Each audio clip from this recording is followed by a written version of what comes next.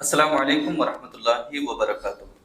Madani digital স্টুডিওর প্রিয় দর্শক ও শ্রোতা, আজকে এমন একটা গুরুত্বপূর্ণ বিষয় নিয়ে আপনার সামনে উপস্থিত হয়েছি, যে বিষয়ে না জানার কারণে আমরা অনেক মানুষ গুনাহগার হইতরা। আর যেটা বর্তমান আমরা সমাজে দেখা যায়, অনেক মানুষে নিজের উপরে ফরজ হওয়ার বাদেও এটা আদায় না করার কারণে জাহান্নামেরও হকদার হয়ে যাবে। এই বিষয় নিয়ে আলোচনা করার লাগি আমার স্টুডিওতে উপস্থিত আছেন হযরত মাওলানা আনোয়ার হোসেন সাকাফি হুজুর। হুজুর, আসসালামু আলাইকুম ওয়া রাহমাতুল্লাহ। ওয়ালাইকুম আসসালাম ওয়া রাহমাতুল্লাহ। হুজুরের কাছে আজকে যেটা বিষয় নিয়ে আলোচনা করতাম স্যার, এটা হইল গিয়া জাকাত। অনেক সময় দেখা যায় আমরা এখানে মানুষের জাকাত কিতা জিনিসটা বুঝিল না। তে জাকাত আদায় করার ফজিলত কিতা, আর জাকাত আদায় না করলে এর শাস্তি কিতা? আলহামদুলিল্লাহি রাব্বিল আলামিন ওয়াসসালাতু ওয়াসসালামু আলা সাইয়্যিদিল মুরসালিন আম্মা বা'দ ফাআউযু বিল্লাহি মিনাশ শাইতানির রাজীম বিসমিল্লাহির রহমানির রহিম ওয়া আকিমুস সালাতা ওয়া আতুজ যাকাতা ওয়ারকাউ মা'আর রাকিঈন। প্রিয় দর্শক ও শ্রোতা, আল্লাহ রাব্বুল আলামিন ইরশাদ ফরমাইতরা ওয়া আকিমুস সালাতা ওয়া আতুজ যাকাতা ওয়ারকাউ মা'আর রাকিঈন, অর্থাৎ তোমরা নামাজ কায়েম করো এবং যাকাত আদায় করো এবং রুকু করনেওয়ালাদের সাথে রুকু করো, অর্থাৎ নামাজ পড়নেওয়ালাদের সাথে নামাজ পড়ো। তে আল্লাহ রাব্বুল আলামিনে নামাজের হুকুম দেওয়ার সাথে সাথে যাকাতের হুকুম দিছেন, এবং এইভাবে কুরআন আল কারীমের মধ্যে আল্লাহ রাব্বুল আলামিনে ৩২টি জায়গার মধ্যে নামাজের সাথে যাকাতের কথা উল্লেখ করছেন।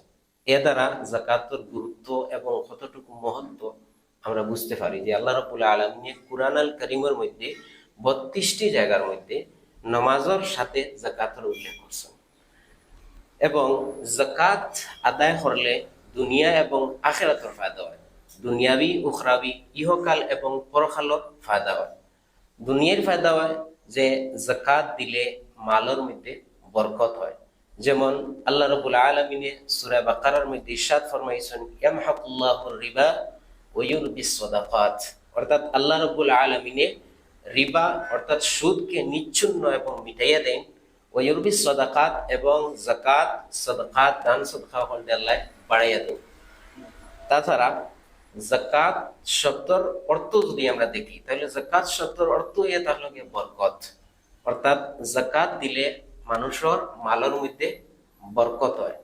তদ্রূপভাবে যাকাতের আরেকটা অর্থ এটা হলো গিয়া পাক করা, অর্থাৎ যাকাত যখন মানুষে তার মালের যাকাত আদায় করিলে তখন যে মালের যাকাতে হইল ও মালটা তার পবিত্র এবং পাক হয়ে গেল। এবং এই যাকাতে যে মাল পাক করে তা কুরআন আল কারীমের মধ্যে আমরা পাই। আল্লাহ রাব্বুল আলামিন ইরশাদ ফরমাইছেন খুয মিন আমওয়ালিহিম সাদাকা তুতাহহিরুহুম ওয়া তুযাক্কিহিম, অর্থাৎ ও নবী তুমি তারার মালদার যারা তারার মালত তাকি সদকা অর্থাৎ যাকাত বাইর করো, এবং এই যাকাত বাইর করার মাধ্যমে তারার মাল রে পাক করো ও তুযাক্কিহিম, এবং তাদের অন্তরটাও পাক করো। তাহলে বোঝা গেল যাকাত দিলে মালও পাক হয় এবং মানুষের যাকাত নেনেওয়ালা মানুষের অন্তরও পাক হয়, ও তুযাক্কিহিম অর্থাৎ তাদের অন্তরও পাক হয়। এবং এই যে যাকাত যদি আমরা দুনিয়ার মধ্যে দেই, দুনিয়াবি ফায়দা এটা আমরা বুঝতে পারলাম, ততভাবে যাকাত দিলে উখরাবি অর্থাৎ আখিরাতের মধ্যে ফায়দা পাওয়া যায়। আখিরাতের মধ্যে মানুষের সওয়াব পাইব, আল্লাহ রাব্বুল আলামিনের সন্তুষ্টি অর্জন হইব এবং জান্নাত হাসিল করব। কিন্তু যদি আমরা যাকাত আদায় না করি তাহলে তার ভয়াবহতা হাদিস এবং কুরআনের মাধ্যমে যখন আমরা এটা পড়ি তখন অনেক ভয় লাগে। কুরআন আল কারীমের মধ্যে সূরা তাওবার মধ্যে আল্লাহ রাব্বুল আলামিন ইরশাদ ফরমাইছেন ইয়াউমা ইউহমা আলাইহা ফি নারি জাহান্নামা ফাতুকওয়া বিহা জিবাহুহুম ওয়া জুনুবুহুম ওয়া যুহুরুহুম হাদা মা কানাজতুম লিআনফুসিকুম ফাযুকু মা কুনতুম তাকনিজুন, অর্থাৎ কুরআন আল কারীমের মধ্যে আল্লাহ রাব্বুল আলামিন ফরমাইতরা যে যারা উপরে আল্লাহ রাব্বুল আলামিনে যারারে মাল দৌলত দিছেন এবং যারার উপরে যাকাত দেওয়াটা কর্তব্য আসলো, ফরজ আসলো, তারা যাকাত যারা আদায় করছেন না, তারা সম্বন্ধে আল্লাহ রাব্বুল আলামিন ফরমাইতরা যে তারার এই সমস্ত মালগুলোরে জাহান্নামের আগুনের মধ্যে গরম করা হইব। আর গরম করাইয়া আমরা যে আটা মাড়ার করে খাই বনে, তো খাইর আকার এইটা বানানো হয়ে যাব তার মাল, এবং জাহান্নামের গরমের কারণে মাল এগু সাদা হয়ে যাব গিয়ারিতা। তখন ওই জাহান্নামের গরম করা মাল দ্বারা আল্লাহ রাব্বুল আলামিন ফরমাইতরা যে তার জিবাহুম অর্থাৎ তার কপালের মধ্যে দাগ দেব হইব এবং তার ডাইন সাইডের মধ্যে দাগ দেব হইব এবং তার ফিটের মধ্যে দাগ দেব হইব এবং একজন ফেরেশতা কইবা হাদা মাকানাসু, এটা ও তোর মাল, যে মাল রে তুই তোর লাগিয়া দুনিয়ার মধ্যে জমা রাখছিস। ফাজুকু, এখন সেই জমাকৃত মালর আযাব তুই এখন মজা চেক, তার আযাব যেটা এটা তুই উপভোগ কর। কুরআন আল কারীম মধ্যে যাকাত না দেওয়ার যে ভয়াবহতা কুরআনের মধ্যে আল্লাহ রাব্বুল আলামিন ফরমাইছেন। এবং যদি আমরা হাদিস শরীফ দেখি তাহলে বুখারী শরীফের 1403 নম্বর হাদিস হযরতে আনাস রাদিয়াল্লাহু তাআলা আনহু থেকে বর্ণিত হইছে, আল্লাহর হাবিব সাল্লাল্লাহু তাআলা আলাইহি ওয়াসাল্লামে ফরমায়েন, যারারে আল্লাহ মাল দিল, সোনা চাঁদি দিল, মাল দিল, কিন্তু তারা সেই মালের যাকাত আদায় করলো না, তখন সেই মাল একটা বিশাল আকারের সাপ রূপে রূপান্তরিত হয়ে যাব এই মালগুলো তার। এবং সেই সাপটা এত বিষাক্ত হইব যে বিষের কারণে এই সাপের মাথার মধ্যে কোনো লোম থাকবো না, অর্থাৎ টাকলা থাকবো সাপটা। এবং এই সাপের দুইটা চকুর উপরে খালা খালা দুইটা দাগ থাকবো, এবং যে সাপের চকুর উপরে খালা খালা দাগ থাকে এগুলো অনেক বিষাক্ত সাপ হইয়া থাকে। এবং ওই সাপে সেই ব্যক্তির ফাওত থেকে লইয়া পুরাটা শরীর ফেসাই লিব এবং ফেসাইয়া তার মুখর দুই সাইডের মধ্যে সবসময় চুবল মারতে থাকবো, সবসময় দর্শন করতে থাকবো তার মালে। কুরআন আল কারীমর আয়াত দ্বারা এবং হাদিস দ্বারা আমরা বুঝতে পারলাম যে যাকাত যার উপরে ফরজ হয়, তাই যদি যাকাত আদায় না করেন তাহলে কতটুকু কঠোর শাস্তি আমরা হাদিস দ্বারা পাইলাম। তাছাড়া যাকাত আদায় না করার কারণে মানুষ জাহান্নামের হকদার হইব, এই ফরজরে তরক করার কারণে জাহান্নামে যাইতে হইব। এবং যাকাত আদায় করলে তার কতটুকু ফজিলত এবং বরকত কুরআনুল কারীমের মধ্যে আমরা পাইলাম যে আল্লাহ খুদ কুরআনের মধ্যে ফরমাইছেন যে আল্লাহ রাব্বুল আলামিন যাকাতরে বৃদ্ধি করেন, যাকাতরে বাড়াইয়া দিন। এবং যাকাত শব্দের অর্থ ইয়া তার লগে বরকত বাড়া। তার কারণে আল্লাহ রাব্বুল আলামিন আমরা যারা রে আল্লাহ রাব্বুল আলামিনে যাকাত দেওয়ার উপযুক্ত বানাইছেন, আমরা যেন কামা হকাহু আমরা মালের যাকাত আদায় করতে পারি। মাশাআল্লাহ হুজুর, এখন তো আমরা দেখলাম যে যাকাত না আদায় করলে তার শাস্তি আছে কুরআন আর হাদিস দ্বারা। এখন হলো গিয়া ওটাও জিনিস যাকাত খার উপরে ফরজ হয়। আমরা তো মনে হয় আমরা যারা কাছে খুব বেশি ধন সম্পদ আছে বা টাকা আছে, প্রপার্টি আছে, একমাত্র তারাও মনে হয় যাকাত দিত। এখন যাকাতের যেটা এটা লিমিট আছে, যে কতটুকু টাকা হইলে বা কতটুকু ধন সম্পদ থাকলে একজন মানুষের উপরে যাকাত ফরজ হয়ে যাব। জি, যাকাত ফরজ হইতে হলে সাধারণত একজন আকিল বালিগ, আকিল অর্থাৎ একজন মুসলমান পাগল না হইয়া যদি সুস্থ মস্তিষ্ক থাকে এবং বালিগ হয় এবং নিসাবর মালিক হয়, এই মুসলমানের উপরে যাকাত ফরজ হয়ে যাব। এখন নিসাবর মালিক কতটুকু সম্পদ হইলে নিসাবর মালিক হইব, তার শরীয়তের মধ্যে একটা মাপকাঠি আছে। যেমন মাপকাঠিটা হইল যে যখন একজন মানুষের কাছে 7.5 তোলা সোনা পরিমাণ সম্পদ হয়ে যাব বা 52.5 তোলা রূপা পরিমাণ সম্পদ হয়ে যাব, এবং এই সম্পদ তার ঋণ থেকে মুক্ত হইয়া তার জরুরত হাজত সব থেকে মুক্ত হইয়া এই সম্পদের উপরে 1 বছর অতিবাহিত হয়ে যাব, তখন সে মালিকি নিসাব হয়ে যাব এবং তার উপরে যাকাত ফরজ হয়ে যাব। তখন দেখা যায় যে শরীয়তে যখন এই যাকাত ফরজ হওয়ার যে লিমিট মিকদার আমরা বয়ান করছিল যে 52.5 তোলা রূপা পরিমাণ সম্পদ হইত অথবা 7.5 তোলা সোনা পরিমাণ সম্পদ হইত। তো তখন শরীয়তে যখন এই মিকদার বা মাপকাঠি যখন বয়ান করছিল তখন 52.5 তোলা রূপার দাম এবং 7.5 তোলা সোনার দাম বরাবর আছে, কিন্তু বর্তমানে আবার দুইটার দাম বরাবর নাই, অনেক বেশ কম আছে। তার কারণে এখন আমরা 7.5 তোলা সোনার পরিমাণ দাম দেখতাম নি না 52.5 তোলা রূপা পরিমাণ দাম দেখতাম, এটার মধ্যে একটা প্রশ্ন। তাহলে এটা অ্যাকচুয়ালি ফুকাহায়ে কেরাম যারা মুফতিয়ানে কেরাম তারা একমত হয়েছেন যে এই দুইটার মধ্যে আমরা ওইটাই বাছে নিতাম মা আনফাউল ফুকারা, যেটা ফকির মিসকিনের বেশি ফায়দা দিব বা তাড়াতাড়ি ফকির মিসকিনরা যেটা থেকে ফায়দা পাইবা ওটা আমরা গ্রহণ করতাম। তাহলে এখন দেখা যায় যে যদি একজন মানুষের 7.5 তোলা সোনা পরিমাণ সম্পদ অপেক্ষা করে তাহলে অনেক দিন পরে সে যাকাত দিত, কিন্তু যদি 52.5 তোলা রূপা পরিমাণ সম্পদ যদি দেখে তাহলে একজন মানুষ তাড়াতাড়ি যাকাত দেনেওয়ালা হয়ে যাব। তার কারণে উলামা ইকরাম একমত যে যখন মানুষের কাছে 52.5 তোলা রূপা পরিমাণ সম্পদ আই যাব এবং এই সম্পদ তার ঋণ টিন থেকে মুক্ত হইয়া, তার জয় জরুরত থেকে মুক্ত হইয়া 1 বছর অতিবাহিত হয়ে যাবে এই সম্পদের উপরে, তখন তার উপরে যাকাত ফরজ হয়ে যাবে। মাশাআল্লাহ। এখন তো আমরা বুঝলাম যে 52.5 তোলা বা 7.5 তোলা যেটার একটা মাপকাঠি আছে। জি এখন যদি ওটারে আমরা গ্রামে যদি কনভার্ট করি, যে একটা হিসাব মতে দেখা যায় যে 653 গ্রাম 184 মিলিগ্রাম যদি রুফা যদি করে গেছে ওই যাইতে তার উপরে কিতা হয়ে যায় যাকাত ফরজ হয়ে যায়। জি তো এটা এখন টাকার হিসাব করলে বর্তমানে মার্কেট রেট হিসাবে আমরা কত টাকা হয়ে গেলে অনুমানিক যে আমরা রুফে যাকাত ফরজ হয়ে যাব? এটা তো দেখেন সবসময় মার্কেট আপ ডাউন করে। জি। তো বর্তমানে যদি দেখা যায়, যেমন জামিয়া শফিয়ত থেকে যেটা হিসাব বাইর করা হয়েছে, বর্তমানে 48,500 টাকা পরিমাণ সম্পদ যদি কারোর কাছে থাকে বা এদিক সেদিক হইতে পাবো, মোটামুটি এটা 48 থেকে 49-এর ভিতরে আপ ডাউন করবো আর কি। ও পরিমাণ সম্পদ যার কাছে থাকবো আর কি। এখন আমরা আরেকটা এখানে বুঝার বিষয় যে আমরা কোন কোন জিনিসের উপরে যাকাত দিতাম বা কোন কোন বস্তু আমার কাছে আইলে আমরা যাকাত দিতে হইব। তাহলে দেখুন, যাকাত দিতে হইলে তো অনেক বস্তু আছে, কিন্তু সাধারণত আমরা কাছে থাকে যে যে জিনিস, ওগুলো আমি উল্লেখ করতে চাইব।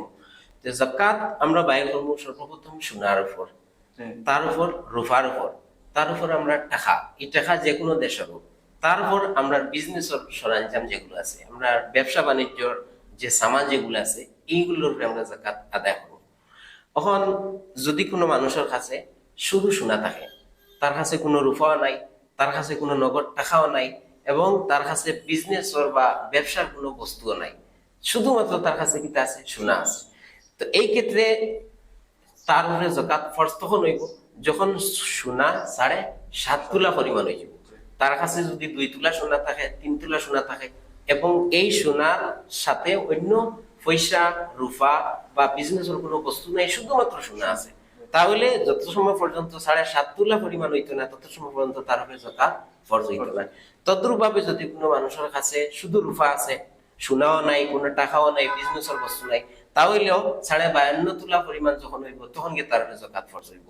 তদ্রূপ ভাবে কোনো মানুষের কাছে সোনাও নাই, রূপাও নাই, কিন্তু নগদ টাকা আছে, তাহলে এই নগদ টাকা যত সময় পর্যন্ত 52.5 তোলা রূপা পরিমাণ সম্পদর বা 52.5 তোলা রূপার দাম পরিমাণ হইতো না, নগদ টাকা যে তার কাছে আছে, ততক্ষণ পর্যন্ত তার উপরে যাকাত ফরজ হইতো না।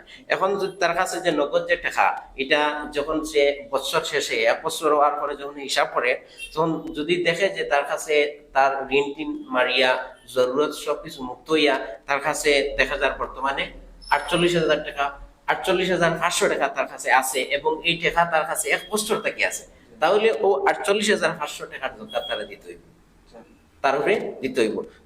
তদ্রূপ ভাবে কোনো মানুষের কাছে যদি দেখা যায় সোনাও নাই, রূপাও নাই, নগদ টাকাও নাই, কিন্তু তার বিজনেসের সামান আছে, তার বিজনেসের সামান আছে, যেমন লাখান বিজনেসের সামান হইতে অনেকগুলো সামান হইতে পারে, মেশিনারি যে কোনো জিনিস, তাহলে এই যে বিজনেসের সামান যেগুলো আছে, এই সামান হিসাব করার পরে যদি দেখা যায় যে 52.5 তোলা রূপা পরিমাণ টাকার পর্যন্ত এই সামানগুলো হয়ে যায় আর 1 বছর অতিবাহিত হয়ে যায়, তাহলে এই বিজনেস সামানের উপর কি হয়ে যাবে, তা যাকাত আই যাব।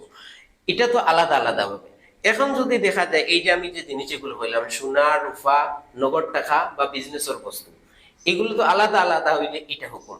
কিন্তু যদি কোনো মানুষের কাছে এই সবগুলো জিনিস থাকিয়া কিছু জিনিস একটু একটু আছে, হয়তো তার কাছে সোনাও একটু আছে, রূপা একটু আছে, নতুবা তার কাছে সোনা একটু আছে, টাকাও একটু আছে, নতুবা তার কাছে রূপা একটু আছে আর বিজনেসের সামানও একটু আছে, অর্থাৎ সবগুলো আলাদা আলাদা না হইয়া সবগুলো বা একটা দুইটা বা দুইটার থেকে অধিক কিছু কিছু জিনিস আছে। বিশেষ করে দেখা যায় আমরা মা বোনদের কাছে সোনাও থাকে, রূপাও থাকে।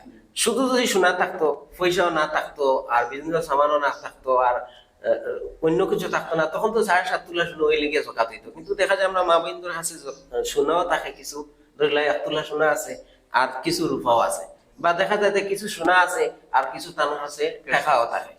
তো এইভাবে যেহেতু একটার সাথে আর একটা মিলে গেছে, তখন দেখা যাইব যে তার কাছে যে পরিমাণ সোনা আছে আর যে পরিমাণ রূপা আছে, এই সোনা আর রূপা দুইটা মিলাইয়া, যেমন 1 তোলা সোনা আছে আর 1 তোলা রূপা আছে, এখন যদি দেখা যায় যে 1 তোলা সোনা আর 1 তোলা রূপা মিলাইয়া দুইগুর দাম 52.5 তোলা রূপা পরিমাণ দাম পৌঁছে যায়, তাহলে তানোর প্রকৃত জীব যাকাত ফরজ জীব, তাই যাকাত দিতে হইব। তদ্রুপভাবে যদি সে সোনার লাগে কোনো মা বোনদের কাছে কিতা থাকে, কিছু টাকাও থাকে, আর বছর শেষে যদি দেখা যায় যে তানোর কাছে 1 তোলা সোনা আছে আর টাকাও 10,000 আছে, তাহলে যদি 1 তোলা সোনার 10,000 মিলাইয়া 52.5 তোলা রূপা পরিমাণের দাম পর্যন্ত পৌঁছে যায়, তাহলে তানোর উপরে যাকাত ফরজ হয়ে যাবে, যাকাত দিতে লাগবে। এখন তো এটা হইলে কি আপনি বিশেষ করিয়া সোনার উপর উপরে গুরুত্ব দিচ্ছেন। এখন হইলে কি আমরা যারা পুরুষ আছেন এর কাছে দেখা যায় কিছু সময় ব্যাংক ব্যালেন্স থাকে, ডিপোজিট থাকে আর কি, তে এই টাকা আছে লগাইয়া কিছু বিজনেসের কিছু এমনি সামানও আছে, মেশিনারি জিনিস আছে বা স্টক মাল আছে, তখন মানুষ আমরা যারা পুরুষ যারা আছেন এরা মনে করেন না এটা তো বেশ টাকা হইলে আমার সোনার রূপাও নাই দেওয়া নাই, তখন এটা কিতা চিন্তা করতেন যে এই সব মিলাইয়া যদি 52.5 তোলা রূপার সমান হয়ে যায় তখন তার উপরে কিতা জায়গা খরচ হয়ে যাবে। যেহেতু সেম মাসলা, যেমন লাগান আমার কাছে কিছু টাকা আছে, কারণ যদি আমার কাছে নগদ টাকা থাকে তাহলে এই টাকার উপরে যাকাত আইতে লাগবে। তখন যদি দেখা যায় যে আমার কাছে 52.5 তোলা রূপা পরিমাণ টাকা নাই, কিন্তু এই টাকার সাথে আমার কাছে আরো কিটা আমার কাছে বিজনেসের সামান আছে, আমার কাছে যেমন লাগান আমার আতো তো ফর এক্সাম্পল টাকা 10,000 আছে, কিন্তু আমার দোকানও কমপক্ষে লক্ষ লক্ষ টাকার সামান আছে, তাহলে কিন্তু এই 10,000 টাকার লাগি আপনার দোকানের যে তিজারতের বস্তু যেগুলো এগুলো যুক্ত করাইব। যুক্ত করিয়া যদি দেখা যায় 52.5 তোলা রূপা পরিমাণ সম্পদ পরিমাণ টাকার পরিমাণ আপনার দাম পরিমাণ পৌঁছে যায়, তাহলে তো যাকাত দিতে হইব। এটা আসলে তো মানে যেটা আপনার আগে যেটা একটা হিসাব যেটা ফতোয়ায় আশরাফিয়াতিন ফতোয়া যেটা পাওয়া গেছে 48 থেকে 50 এর ভিতরে, এটা যদি আমরা বর্তমানে হিসাব করে দেখা যায় তো আমরা বেশিরভাগ পুরুষ যারা আছেন এর কাছে মোটামুটি তো এরকম ব্যাংক ব্যালেন্স 30,000 20,000 থাকে, ওগুলো গইয়া কিছু এক্সট্রা জিনিসও থাকে বা ব্যবসার জিনিস থাকে, তখন তো মোটামুটি দেখা যায় বেশিরভাগ মানুষের উপরে জাকাত ফরজ হয়ে যায়। যে ফরজ হয়ে যায়, এটা তো দেখতে হইব। আর শুধুমাত্র এটাই খেয়াল রাখতে লাগবো যে তার কাছে যে এই 52.5 তোলা রূপা পরিমাণ সম্পদ আইছে, এই সম্পদ কমপক্ষে 1 বছর পরিমাণ তার কাছে থাকতো এবং তাই ঋণ থেকে মুক্ত হইতা এবং তার জরুরত মুক্ত হইয়া যদি সেভিং 1 বছর পরিমাণ এই সম্পদগুলো থাকে, তখন গিয়ে তার কাছে জাকাত ফরজ হইব। আরেকটা জিনিস হলে এখন দেখা যায় এখন মানুষ বিজনেস করে, তার বিজনেস আছে, ধরুন তার 5 লাখ টাকার বিজনেস আছে, 5 লাখ টাকা তার কাছে স্টক মালও আছে, কিন্তু তার ঋণ আছে হইলে গিয়া 2 লাখ টাকা, তখন কিতা তার উপরে কিতা জাকাত ফরজ হইছে? তখন যেমন লাগান কোন মানুষের কাছে টাকা নগদ টাকা 5 লাখ টাকা আছে বা বিজনেসের বস্তু তার কাছে 5 লাখ টাকার সামান আছে, বিজনেসের 5 লাখ টাকা তার কাছে আছে, এই 5 লাখ টাকা যে কোনো মাধ্যমে হোক, সোনার মাধ্যমে হোক বা বিজনেসের বস্তুর মাধ্যমে হোক বা নগদ টাকার মাধ্যমে হোক, 5 লাখ টাকা তার কাছে আছে, তখন দেখা যায় তার 3 লাখ টাকা ঋণী আছে, তাহলে এই 5 লাখ টাকা থেকে 3 লাখ টাকা মাইনাস হয়ে যাব। 3 লাখ টাকা যখন মাইনাস হলো তখন 2 লাখ টাকা বাঁচলো। তখন যদি দেখা যায় যে 2 লাখ টাকা এটা 52.5 তোলা রূপা পরিমাণ সম্পদ তোর অধিক, তাহলে তো এই 2 লাখ টাকা দিতে লাগবে। মাশাআল্লাহ, আমরা তো এটা বুঝতে পারলাম যে কারোর কাছে যদি প্রপার্টি থাকে আর তার যদি ঋণ থাকে, এটা তোমার ইয়াও যেগুন টাকা থাকবে উপরে জাকাত ফরজ হয়ে যায়।